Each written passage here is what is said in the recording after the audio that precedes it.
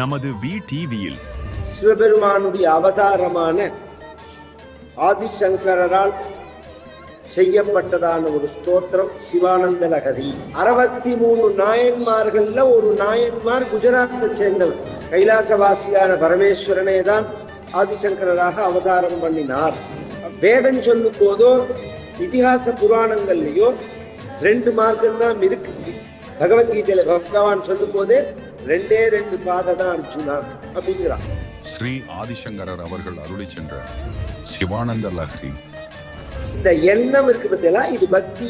இந்த எண்ணத்துக்கு தான் பக்தின்னு. இந்த எண்ணத்தோட எதை செஞ்சாலும் பக்தி தானா அப்படின்னா ஆச்சாரியால் சொல்றாங்க. திரு தாமோதர தீட்சிதர் அவர்கள் தொகுத்து வழங்கும் அற்புத நிகழ்ச்சி வரும் திங்கள் முதல் தினந்தோறும் காலை 10:30 மணிக்கு கண்டு மகிழுங்கள்.